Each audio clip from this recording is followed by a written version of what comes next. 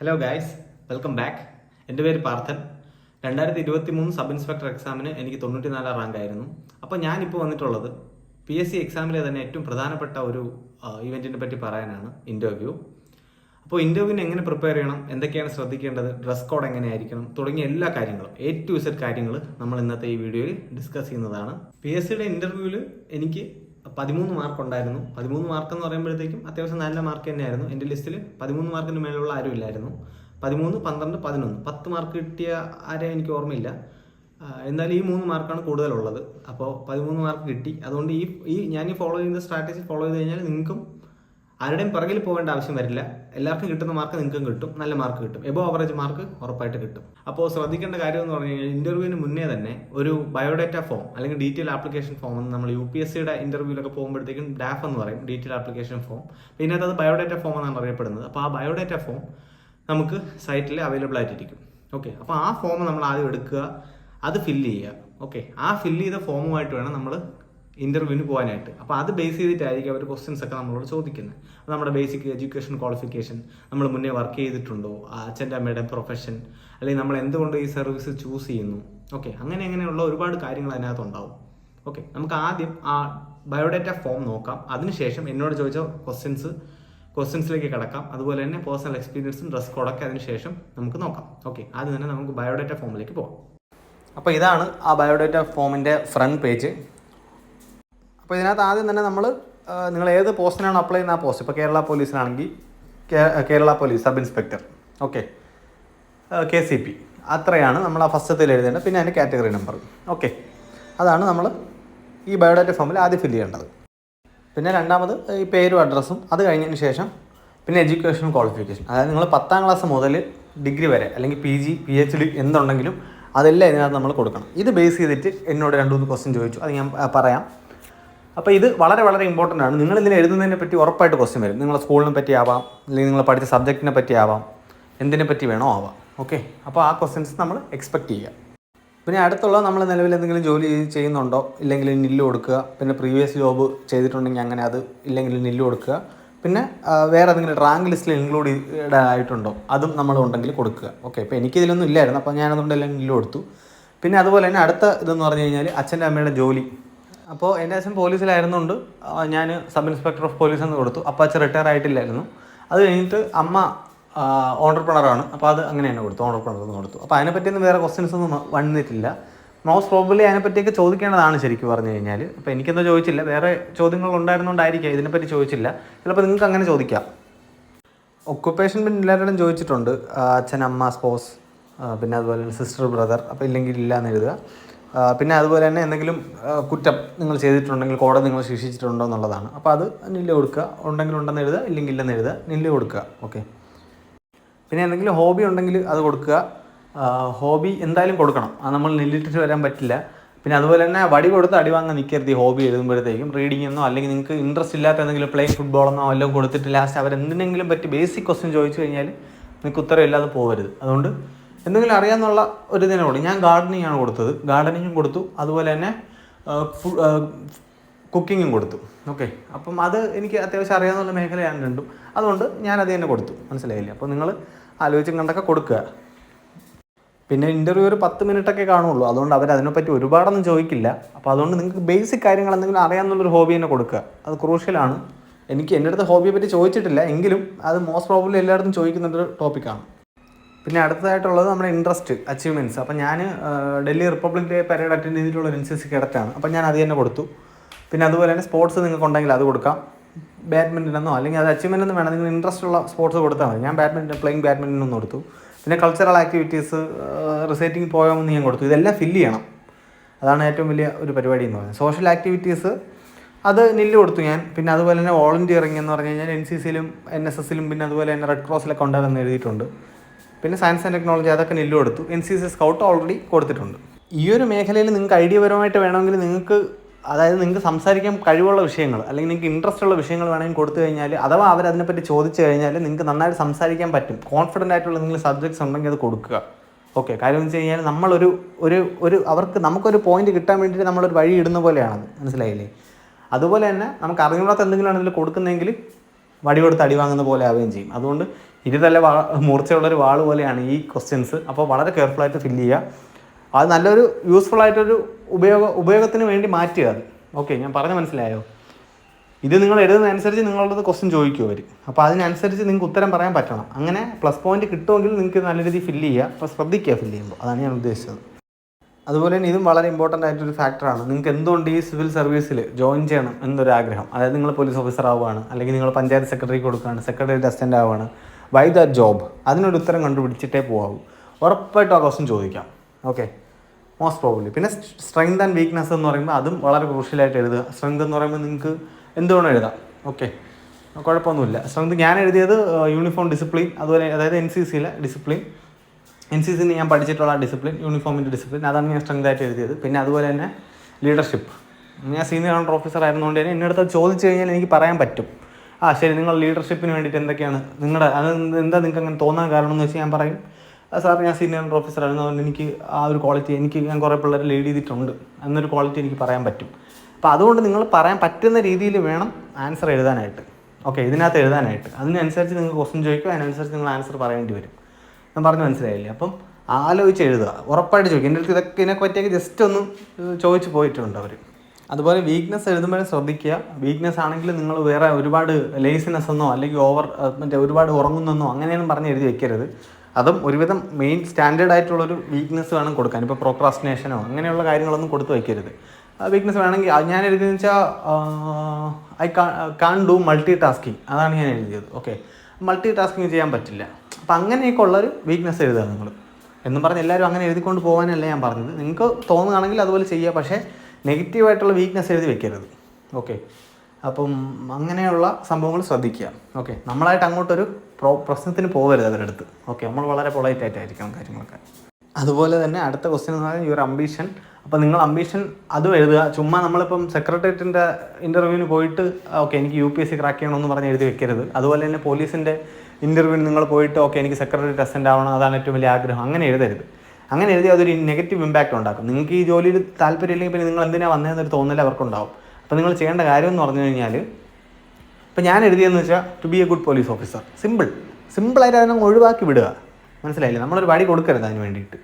Okay, അപ്പോൾ അങ്ങനെയുള്ളൊരു idea പരമായിട്ട് നീങ്ങുക. അല്ലെങ്കിൽ നിങ്ങൾക്കൊരു കോളേജ് പ്രൊഫസർ ആവണമെന്നാണ് നിങ്ങൾ എഴുതിയിരിക്കുന്നതെങ്കിൽ നിങ്ങളിപ്പോൾ SIയുടെ ഇൻ്റർവ്യൂവിനാണ് ഇരിക്കുന്നത്. അപ്പോൾ നിങ്ങളുടെ അംബീഷൻ കോളേജ് പ്രൊഫസർ ആവണമെന്നാണ്. അപ്പോൾ അവരെന്ത് ചെയ്യും? സ്വാഭാവികമായിട്ട് നിങ്ങൾക്ക് കിട്ടാനുള്ളൊരു മാർക്ക് അവർ കളയും. കാരണം വെച്ചാൽ നിങ്ങൾക്ക് നാളെ ഒരു അവസരം കിട്ടി നിങ്ങൾ ഇതിന് ചാടും എന്നവർക്ക് തോന്നരുത്. മനസ്സിലായോ? അപ്പോൾ മാക്സിമം മാർക്ക് ഇതിൽ നിന്ന് തന്നെ റെഡിയാക്കാൻ നോക്കുക. അപ്പോൾ അംബീഷനൊക്കെ വയ്ക്കുമ്പോൾ വളരെ ശ്രദ്ധിക്കുക. ഓക്കെ, അപ്പോൾ ഇതൊക്കെയാണ് നമ്മുടെ ഈ ബയോഡേറ്റ എന്ന് എനിക്ക് പറയാനുള്ള കാര്യങ്ങൾ. അപ്പോൾ ഇത് നിങ്ങൾ വളരെ ശ്രദ്ധിച്ച് ഫില്ല് ചെയ്യുക. ഇത് ഫില്ല് ചെയ്യുന്നതാണ് പകുതി ജോലി.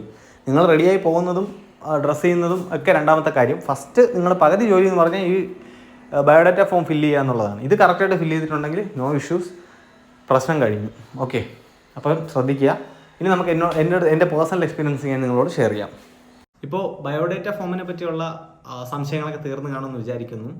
അപ്പോൾ ഇത് ബേസ് ചെയ്തിട്ടാണ് ക്വസ്റ്റ്യൻസ് അവർ പ്രിപ്പയർ ചെയ്യുന്നത്. ഓക്കെ, അപ്പോൾ ആദ്യം തന്നെ എന്നോട് ചോദിച്ച ക്വസ്റ്റ്യൻസിലേക്ക് ഞാൻ പോകാം.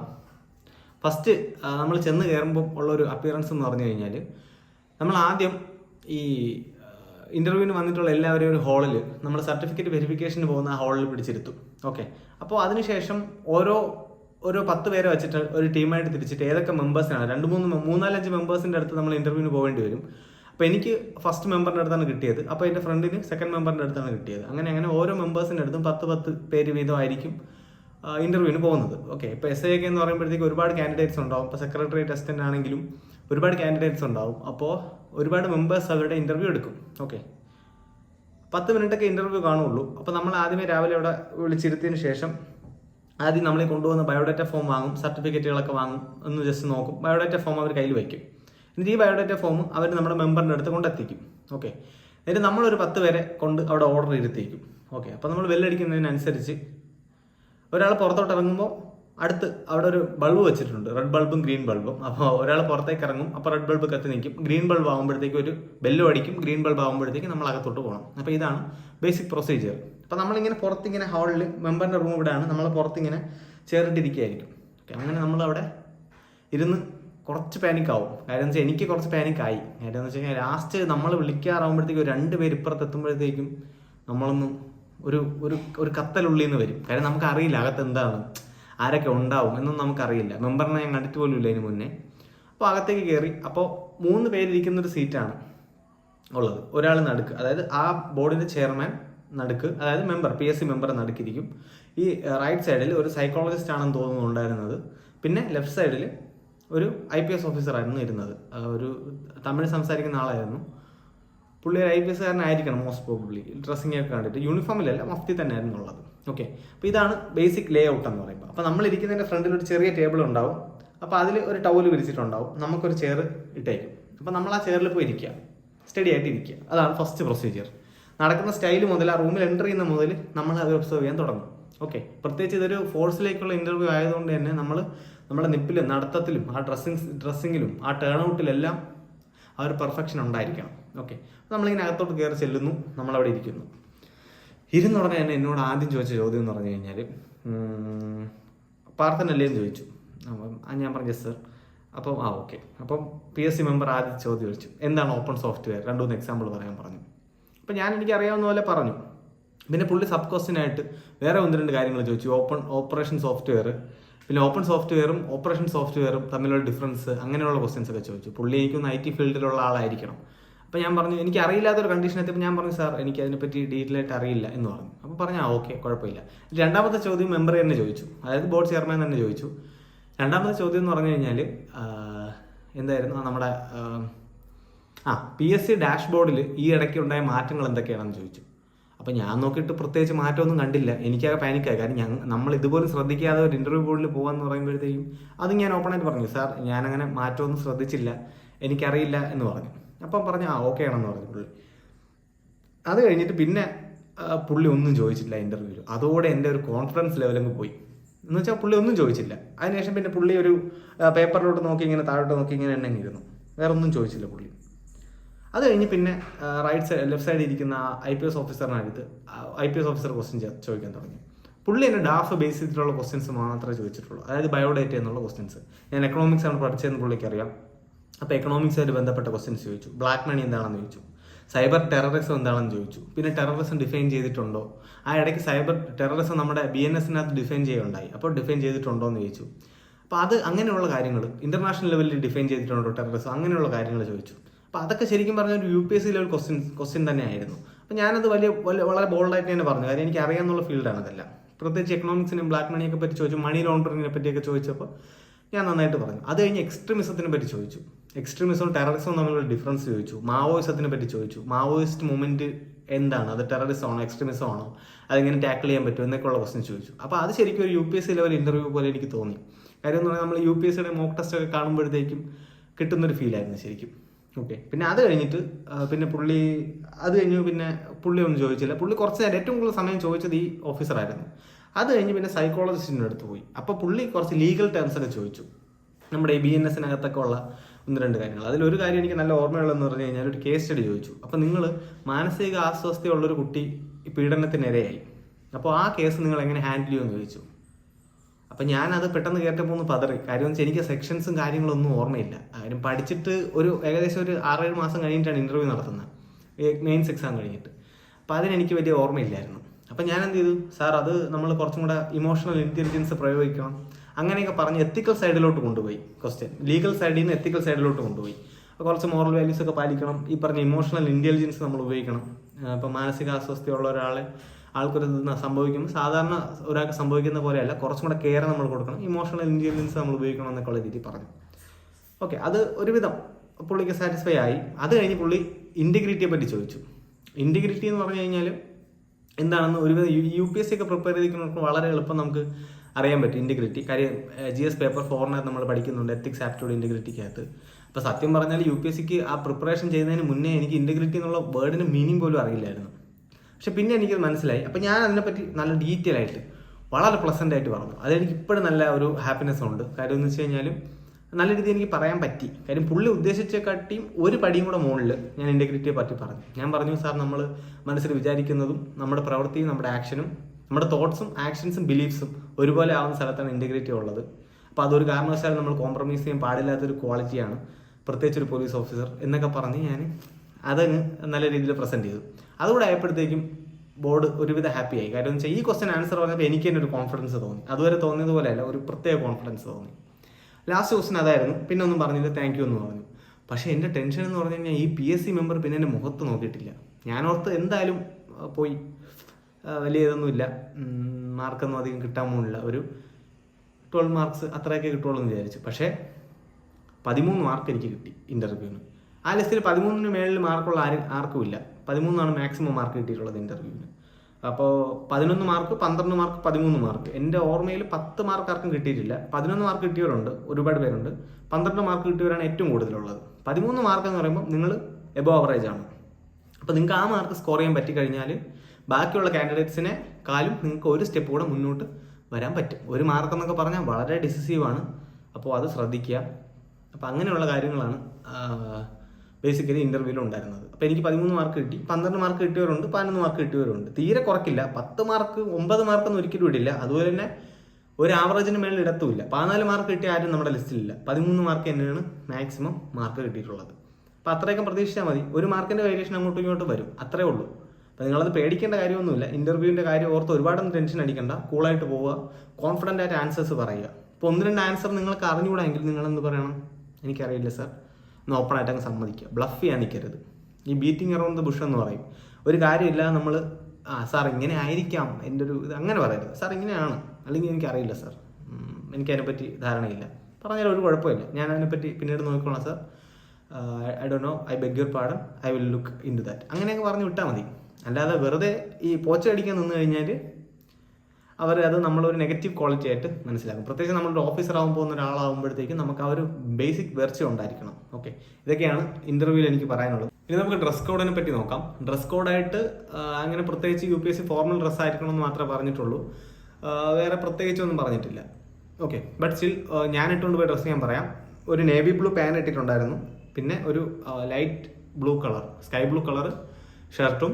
അത് ഇതുവരെ നമ്മൾ പിൻ ചെയ്യണം. ഇവിടെ നമ്മൾ ഫുൾ സ്ലീവ് തന്നെ ഇടണം. ഹാഫ് സ്ലീവ് ഇട്ടുകൊണ്ട് ആരെയും വന്ന് കണ്ടിട്ടില്ല. പക്ഷെ അതൊന്നും വലിയ പ്രശ്നമുള്ള കാര്യമില്ല. നിങ്ങൾക്ക് ഹാഫ് സ്ലീവ് ആണ് കംഫർട്ടബിൾ എങ്കിൽ അത് ഇടാം, കുഴപ്പമൊന്നുമില്ല. പിന്നെ ബെൽറ്റും ഷൂസും മാക്സിമം ഒരേ കളർ തന്നെ ആവാൻ നോക്കുക. പിന്നെ ഒരു black watch, black belt, black shoes, black watch. അപ്പോൾ ഇതായിരുന്നു എൻ്റെ ഡ്രസ് കോഡ്. ഞാൻ ഫോട്ടോ ഉണ്ടെങ്കിൽ ഞാൻ അതിലോട്ട് കാണിക്കാം. അപ്പോൾ ഇതായിരുന്നു ഇൻ്റർവ്യൂവിലിട്ട ഡ്രസ്സ്. പറഞ്ഞ പോലെ തന്നെ ഷൂസൊക്കെ വെൽ പോളിഷ്ഡ് ആയിരിക്കണം. ബെൽറ്റും അതുപോലെ തന്നെ ഈ പുതിയൊരു ബെൽറ്റ് വാങ്ങുക. പഴയ ബെൽറ്റ് ഇതുപോലെ വിള്ളലൊക്കെ വന്നിട്ടുള്ള ബെൽറ്റ് ആണെങ്കിൽ അതൊന്നും കഴിവതും ഇടാതിരിക്കുക. നല്ലോണം പോളിഷ് ചെയ്യുക. നിങ്ങൾ ആ ഷൂസിൽ നോക്കിയാൽ കാണാം, നല്ല രീതിയിൽ പോളിഷ് ചെയ്തിട്ടുണ്ട് ഷൂസ്. അപ്പോൾ ഇങ്ങനെ ആയിരിക്കണം നിങ്ങളുടെ ഒരു ഔട്ട്ലുക്ക് വരുന്നത്, ഒരു പ്രൊഫഷണൽ ഔട്ട്ലുക്ക് ആയിരിക്കണം. ഓക്കെ, വലിയ വൃത്തികളില്ലാത്ത രീതിയിൽ. അപ്പോൾ ഇത്രയൊക്കെയാണ് ബേസിക്കലി ഇൻ്റർവ്യൂ എങ്ങനെയാണ് എന്നുള്ളതിനെ പറ്റി പറയാനുള്ളത്. പിന്നെ ഇതിനകത്ത് പ്രത്യേകിച്ച് വേറെ പ്രിപ്പറേഷൻ ഒന്നും വേണ്ട. നിങ്ങൾ ചെയ്യുന്ന ആ ബയോഡേറ്റ ഫോം അത് ക്ലിയർ ആയിരിക്കുക, ഫുൾ പ്രൂഫ് ആയിരിക്കുക. അത് ബേസ് ചെയ്തിട്ട് ഒരുപാട് ക്വസ്റ്റ്യൻസ് അവർ ചോദിക്കും നിങ്ങൾ പഠിച്ച വിഷയമായിട്ട് ബന്ധപ്പെട്ട്. അതിനെപ്പറ്റി ഒന്ന് ജസ്റ്റ് നോക്കിയിട്ട് പോവുക. അറിഞ്ഞുകൂടാത്ത കാര്യങ്ങൾ അറിഞ്ഞുകൂടാന്ന് പറയുക. പിന്നെ വെൽ നീറ്റ് ആൻഡ് ക്ലീൻ ഡ്രസ്സായിരിക്കണം. പിന്നെ അതുപോലെ തന്നെ ഗേൾസിൻ്റെ ഡ്രസ്സ് എന്ന് പറയുമ്പോഴത്തേക്കും എന്തുവേണം ഇടാം. ചുരിദാർ, ലൈറ്റ് ഡ്രസ്സാണ് എപ്പോഴും പ്രിഫർ ചെയ്യുന്നത്. സാരി ഉടുക്കണമെങ്കിൽ സാരി ഉടുക്കാം, അല്ലെങ്കിൽ നമുക്ക് ഫോർമൽ ഷർട്ടും പാൻറ്റും ഇടാം, പാൻസും ഇടാം, അതും കുഴപ്പമില്ല. എല്ലാം ഒരു ഫോർമൽ ടച്ച് വേണമെന്നേ ഉള്ളൂ, അല്ലാതെ വേറെ പ്രത്യേകിച്ചൊന്നും പറയുന്നില്ല. നിങ്ങൾക്ക് ഈ ചുരിദാർ ഇടാം, അതും കുഴപ്പമൊന്നുമില്ല. വേറെ പ്രത്യേകിച്ച് അങ്ങനെ ഡ്രസ് കോഡൊന്നും പറയുന്നില്ല. ശരിക്കും ഫോർമൽ ആയിരിക്കണം, അത്രേ ഉള്ളൂ. അപ്പോൾ അതൊക്കെയാണ് ബേസിക്കായിട്ട് ഇൻ്റർവ്യൂവിനെ പറ്റി പറയാനുള്ളത്. നിങ്ങൾക്ക് എന്തെങ്കിലും ഡൗട്ട് ഉണ്ടെങ്കിൽ നിങ്ങൾക്ക് അത് കമൻറ്റിൽ ചോദിക്കാം. ഡെഫിനറ്റായിട്ട് ഞാൻ ആൻസർ തരുന്നതാണ്. പിന്നെ ഈ വീഡിയോ ഇഷ്ടപ്പെട്ട് കഴിഞ്ഞാൽ മാക്സിമം ഉള്ള ആൾക്കാരിൽ എത്തിക്കുക. ഓക്കെ, ഇൻ്റർവ്യൂവിനെ പറ്റി ഞാനും ഇൻ്റർവ്യൂവിന് പോകുന്ന സമയത്ത് ഇതുപോലൊരു വീഡിയോ എനിക്ക് കാണാൻ പറ്റിയിട്ടില്ല. ഞാൻ ഒരുപാട് സെർച്ച് ചെയ്തിട്ട് എനിക്ക് കിട്ടിയില്ല ഇതുപോലെ ഒരു വീഡിയോ.